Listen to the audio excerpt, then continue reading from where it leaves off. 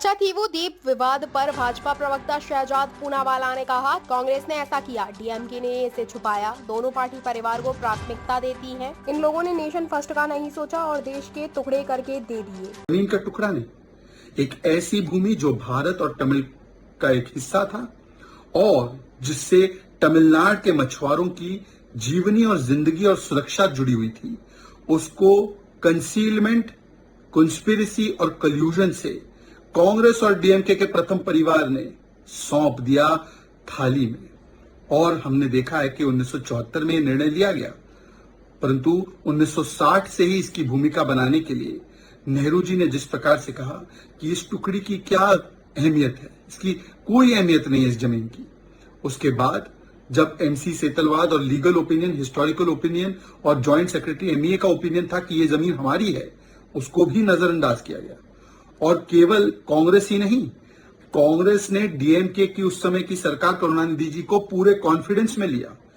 बहुत पहले से उनके साथ चर्चा चलती रही और आज तथ्य ये दिखाते हैं कि करुणानिधि जी ने तो पूरा एक्सेप्टेंस दे दिया इस पर।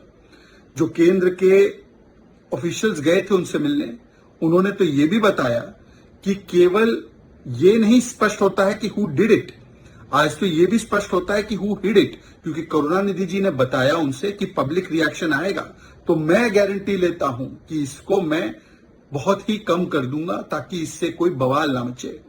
तो देखिए, Congress did it, DMK hid it, दोनों ने मिलकर, दोनों प्राथमिकता देते हैं परिवार को। फर्स्ट फैमिली सोच रखने वाले लोगों ने नेशन फर्स्ट को नहीं सोचा और देश के टुकड़े करके उसको दे दिए।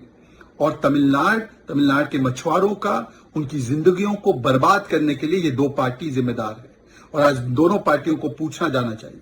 और ये कोई पहली बार नहीं है, ये सीसीसी जो है ना, कंसीलमेंट, कल्यूजन और कंस्पिरेसी, ये लगातार कांग्रेस करती आ रही है। कोको आइलैंड, पीओके, अक्साई चीन, वहां पर भी नेहरू जी ने कहा क्या अहमियत है इस भूमि की।